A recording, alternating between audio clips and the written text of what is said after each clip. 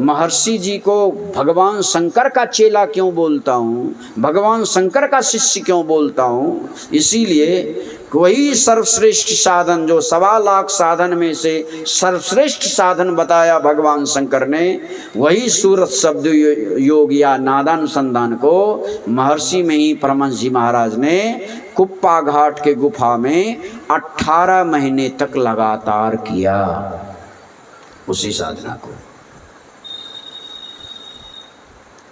जो साधना कभी भगवान शंकर ने कैलाश पर्वत पर 87,000 वर्ष तक किया, वही साधना इस कली काल में यानी 20वीं शताब्दी में महर्षि जी ने कुप्पा घाट के गुफा में 18 महीने तक शरीर पीला पड़ गया, लेकिन वो शब्द साधना नहीं छोड़ा। जब तक शब्द की पराकाष्ठा पर नहीं पहुंच गए, जब तक परमात्मा का साक्षात्कार नहीं हो सका, जहाँ साधना का द एंड है, जहाँ साधना की इतिश्री है, वहाँ जब तक नहीं पहुँच गए, महर्षि जी ने छोड़ा नहीं।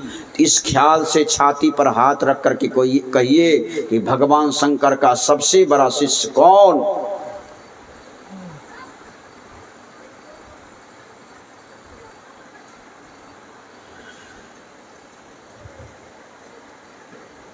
मुझे प्रसन्नता है, हम संतमत अनुयायी के लिए गर्व की बात है, कैसे भगवान शंकर की साधना को अनवरत रूप से बढ़ाने वाला, चलाने वाला कली काल में 20वीं सदी में महान संत महर्षि नहीं हुए।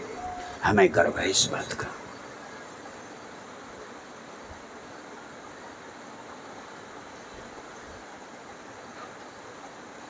सूरत बिखरी हुई है सब चक्रों में। मूलाधार चक्रों में हमारी सूरत बिखरी हुई है, स्वादिष्ठान चक्र में हमारी सूरत बिखरी हुई है, मणिपूरक चक्र में हमारी सूरत बिखरी हुई है, हृदय चक्र में हमारी सूरत बिखरी हुई है, कंठ चक्र में हमारी सूरत बिखरी हुई है। सारे चक्रों से सूरत को जप के द्वारा, ध्यान के द्वारा जिस तरह हो, जो साधना अपनाना पड़े, लक्ष्य यही बनाकर रखना है कि नीचे के 5 चक्रों से सूरत को समेटना है। इसके लिए जो साधना करना पड़े करो, जैसे भगवान शंकर ने किया। नीचे के 5 चक्रों से साधना करके, नीचे के 5 चक्रों से सूरत को समेट करके भगवान शंकर ने आज्ञा चक्र में अपनी सूरत को स्थापित किया। उसको छठा चक्र बोलते हैं। और संत मत क्या कहता है? मैं ये समन्वय करता हूँ भगवान शंकर के विचार में और महर्षि जी के विचारों में, इसलिए मैं दोनों को टैली कर रहा हूँ, दोनों को कंपैरिजन कर रहा हूँ।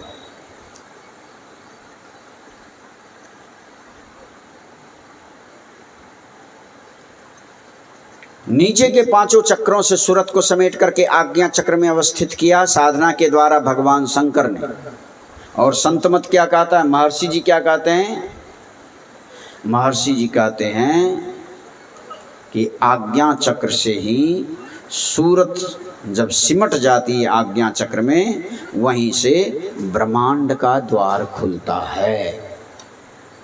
तमुआ जे फूटी फूटी ऐते पच रंगवा हो, बिजली चमकी ऐते तार, यहीं से प्रारंभ हो जाता है। जैसे नीचे के 5 चक्र हैं, वैसे ब्रह्मांड के भी 5 चक्र हैं। ये मैं नहीं कह रहा हूँ, गुरु महाराज कहते हैं, सृष्टि के पच हैं केंद्र सज्जन, जानिए सबसे होते नाद हैं नौबत मानिए। जैसे भगवान शंकर ने नीचे के चक्रों से सूरत को समेटने के लिए कहा और किया भी, वैसे गुरु महाराज कहते हैं हमको नीचे के चक्रों से नहीं, क्योंकि नीचे आती जाती सूरत रहती है और टिकती कहाँ आकर के? यहीं आकर के, आँखों में आकर के टिकती है सूरत। कभी पैर में सूरत जाती है, अरे पैर में सूरत जाती है तभी तो कांटा चुभता है तो पता लगता है। हाथ जब आग में चला जाएगा, अगर सूरत नहीं होगी हाथ में तो पता चलेगा क्या? तो तमाम इंद्रियों के घाटों में सूरत दौड़ती रहती है। गुरु महाराज का कहना है ये स्वाभाविक नेचुरली आती जाती रहती है सूरत। करना क्या पड़ेगा? विशेषता संत मत क्या है? संत मत की विशेषता है कि जहाँ से चलना मुश्किल होता है वहाँ से आरंभ करो। आज्ञा चक्र से ऊपर उठना मुश्किल होता है, अभ्यास इसका करो।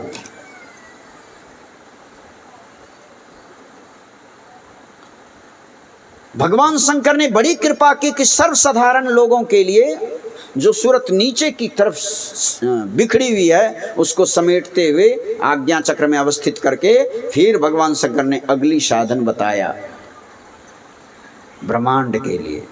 और गुरु महाराज ने सीधे ब्रह्मांड में जाने के लिए, क्योंकि आज्ञा चक्र से शुरू करो।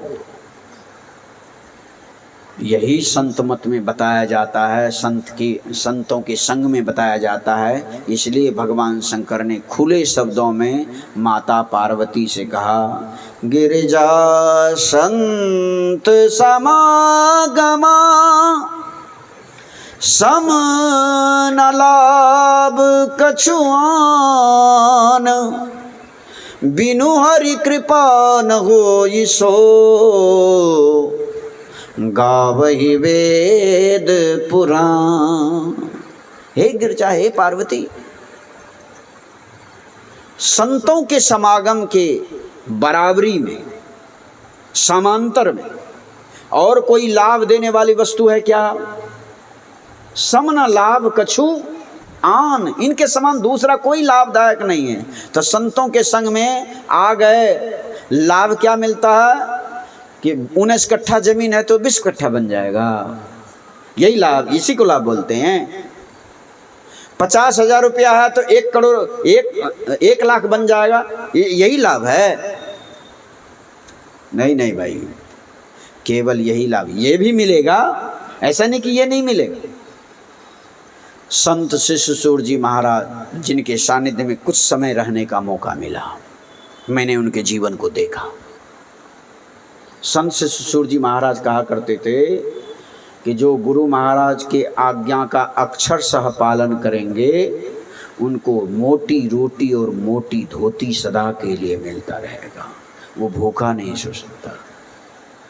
कितनों गरीब से गरीब आदमी हो, जो प्रत्येक दिन स्तुति प्रार्थना और ध्यान करके सोएगा, कभी भी वो भूखा नहीं सो सकता। चाहे उनके घर में अनाज हो अथवा नहीं हो, वो भूखा नहीं सोएगा। मोटी रोटी और मोटी धोती सदा के लिए मिलता रहेगा।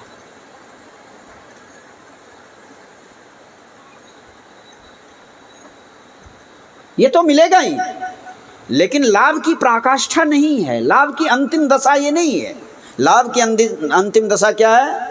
यही जो मैंने गिनाया कि अपने सूरत को समेट करके ये सारी की सारी बातें यहीं संतों के समागम में बताई जाती है और तदनुकूल आचरण किया जाता है, उनका अनुकरण किया जाता है। यही लाभ, गिरजा संत समागमा समन लाभ कछु आन, ये लाभ की पराकाष्ठा है।